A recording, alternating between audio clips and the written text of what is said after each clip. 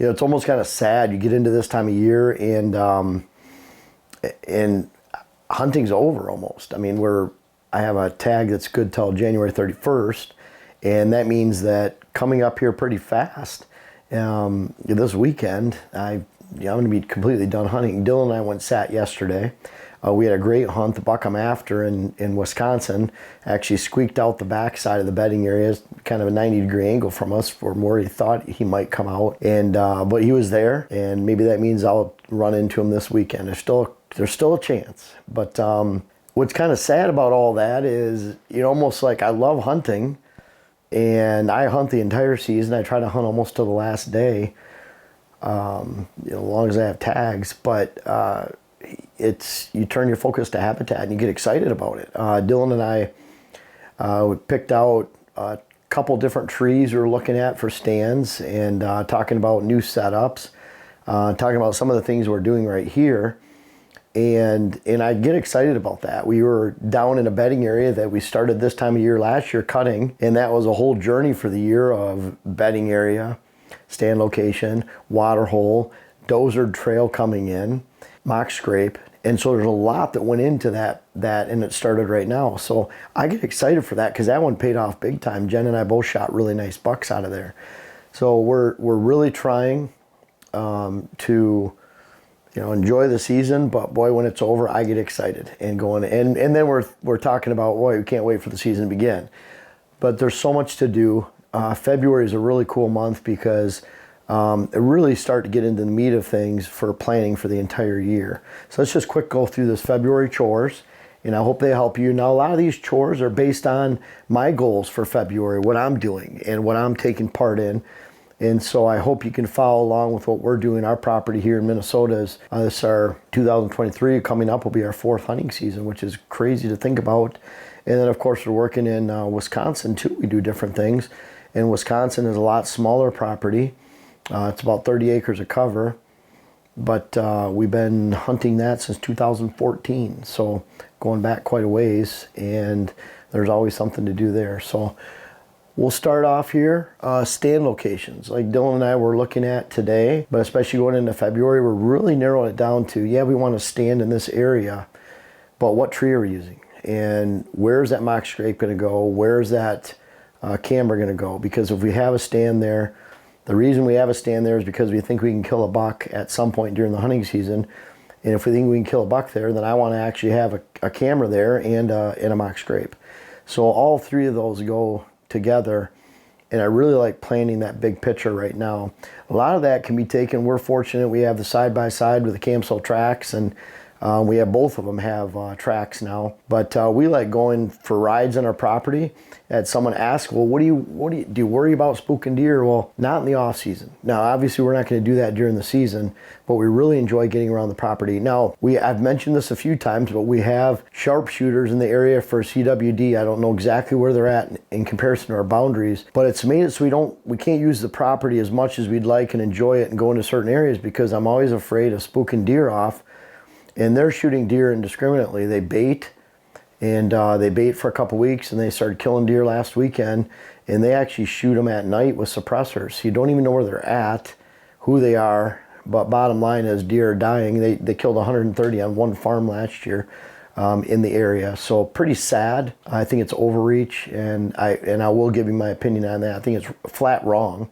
But I'm not saying CWD and management for that is wrong. It's just we have a big video about that. I do believe that there should be herd monitoring with CWD. I do believe that there should be regulation changes, but not to where they destroy recreational opportunity, hunting lives. Buffalo County, for example, those poor people over there, they're talking about indiscriminate killing of deer from September to February, unlimited tags, buck and doe, and really over there with the outfitters in that county being so dependent on the hunting industry, from bars, restaurants, grocery stores, gas stations, to the actual outfitters themselves and the little towns that are in there, then it could really devastate some lives, ruin some lives. And so that's where I think we really need to assess that balance of Really, are we overreaching in that case? And I think we are when it starts to harm lives. But bottom line, this is that time. And so I'm worried about going out on the property. I don't want to spook deer off the land and they find some bait pile somewhere and get shot at night. So it's a little bit of a good and bad type right now.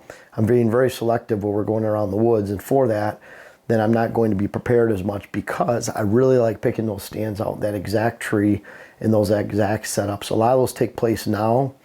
Dylan and I, a long time ago, we had a morning rut stand we picked out, and I remember snow on the ground, big rubs over in Wisconsin, and then later that year shot a couple bucks out of that setup. And so that's kind of how the way it starts, is this time of year, and I hope you're taking advantage of this.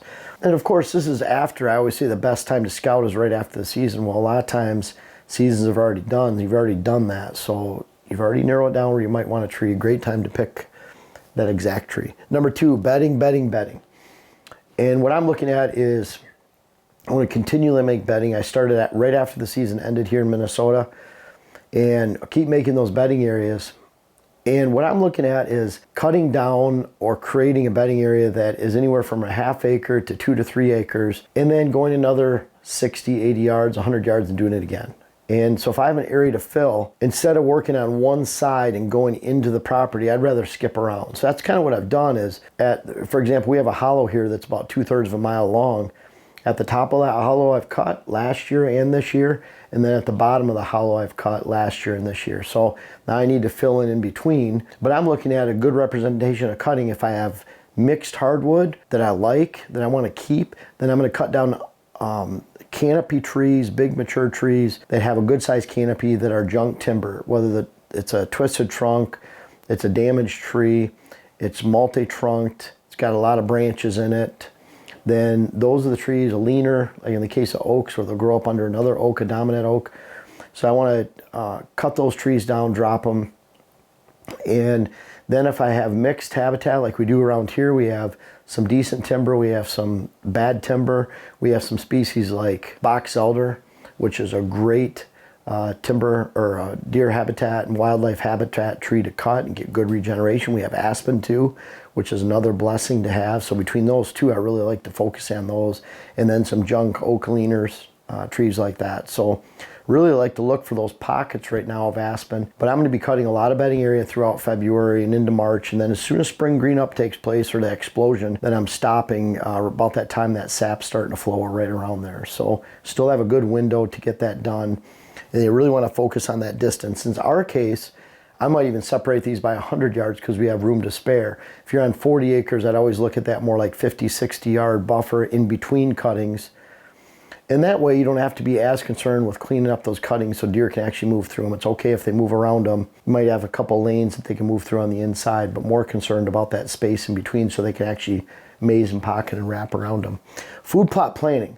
It's all about volume. So you want to get the most attraction you can with the biggest amount of volume you can that lasts the longest through the season. That seems like it'd be black and white, but a lot of people focus on the best seeds that are currently on the market and people talk about online and social media, but that doesn't mean they're a fit for their property. For example, we have some small hunting plot areas that I've really been beating myself up over the last 3 years using the same kind of seed, and whether it's turkeys and critters picking those seeds off, or the fact that a lot of that topsoil is eroded because it used to be pasture, it used to be farmed, and all the topsoil is down below, or that there's shade on the tree, between poor soil, shade, just not getting the volume that I want on there.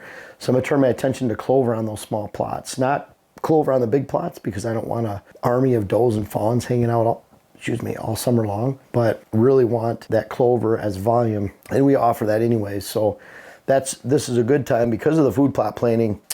We have all of our clover seeds. We're going to have about 11 to 12 different products, from screening to clover to perennial annual mixes to summer plow down, brassicas, our green blends, of course our 3 switchgrass blends. Those are all going to be available right around mid-February. So that's coming up right now. We'll be shipping those out early March. So keep that on your calendars, but you can rest assured I'll be planting my clover blend in those little plots, and planted clover off and on since literally 1995. And I've mixed it with brassica going back to 99. So Going back to a lot of my roots with seed company, it's kind of cool to pick each individual seed that goes into those blends. But now's the time to plant. We're out there not only planting the food plot, what we're planting in that food plot, but also what trees are we taking down to get more sunlight in there? How do we access that? Where do stand locations go? Do we need to move blinds or stands around those so we're not spooking deer? Do we need to add switchgrass? So really a good time to start planting now, whether you're ordering seed, ordering shrubs, ordering switchgrass to line those food plots, creating a different size. We're looking at expanding a few areas too. So right now is really the time to get that on your docket and making plans, because then when it comes time to start either planting in May or April or clearing those plots, even moving stands, you already know exactly what you're doing. It seems like when you go into an area, it's kind of like hunting on public land. You go into a spot that you want to check out. Well, if you haven't already figured out ahead of time what access you're going to use to get in and out for the most part, where your stand locations are going to go, in the heat of the moment when you're in there scouting, a lot of times your head's spinning, you're just not sure. A lot of that can be taken care of on an aerial photo. That's big picture planning. That's kind of what we're talking about now, so that you have your mind made up by the time it comes time to do the work later in the year, and that work will go a lot more efficiently. New trails, big picture movement. What I'm thinking about are deer trails, and really scouring your trail cameras too, and combining that with rubs and looking at buck sign and looking more at the big picture movement. I'll think back to that buck last night that Dylan and I saw. Kind of made sense where he's at. In fact, I actually wounded him on the same trail, and it would have been the same shot from the same tree stand if we had hunted that tree last night. And that was, I wounded him 2 years ago when he was a 4-year-old. He's 6-year-old now. And I can kind of see why he's making that movement. Even Dylan said, you know, we should jump out of the tree and go to this other spot and try to cut him off from where he was going. But I could just picture him moving there. I know the trails and everything. And so it really, maybe I'm a little dense at times, but you start going to the same stands, doing the same thing, and really here's a buck that's probably taken the same movement as other bucks, and we can apply that. I'm going to apply it, you can bet. I get to hunt on Friday and Saturday, the end of this week, and you can bet I'm going to be taking advantage of that movement as best I can. But bottom line is, that's really helped me to understand. You think, okay, he's bedding here, and it's crazy how these bucks, I always talk about those bucks will go a long distance from food to bed, and those does and fawns, younger bucks, are closer. It's pretty cool how you can see how they hook around to a bedding area. They might go in one way, they might go out a completely different way. We call it more of like a football movement. They're loopers. They go in one way, they come out another, where does are just going in and out. So completely different. And if you think about that in relation to your property, looking for those major food sources and how they might relate to a buck bedding 300 yards, 500 yards, 600 yards away, and how he gets there, you can really start to put that big picture. For example, that buck yesterday went in one way. We sat on that hoping he'd come out. He went a different way. He could have just as easy come out that way. But bottom line is that picture of his movement is a lot more clear now, really looking at that giant picture and getting pictures of them in different locations, really scouring back and saying, wow, a lot of the deer do make this movement. It's almost opposite what you'd think, but really good time to analyze and plan for next year. Trees ordered, this is a big one. We have some Norway spruce we need to order this year to line our road up here. So we'll have our switchgrass, and then we'll have our big rock trees, silky willows, shrubs, and then we'll have conifers. So we're looking at a really good wall up there. And then I want to have some pockets of shrubs from big rock trees. But bottom line, these places run out. You know, Dylan already placed his order, so he's way ahead of me. And they really run out. I know big rock trees, usually they're out of their shrubs by probably March, April sometime. So you really need to jump on that. And I'm not even sure you have that long. They really run through, even though they're putting out more, they're selling more, they go through them. So really make sure you order those. I need to order them right away. It's end of January. I should have them ordered by first part of February, but if you haven't, make sure you do so right away. And then finally, our rabbit huts. You guys have seen that in the past. I talk about that a lot. We use 3 pallets. I like to make sure we use 3 pallets high. And then I'm hinge cutting small trees and brush around that over the top. So I'm looking for those conditions. Usually there's good stem count there in the first place. That's why rabbits are already there or near there. We're putting them next to our switchgrass holdings, so that makes sure that they have that escape cover during the summer.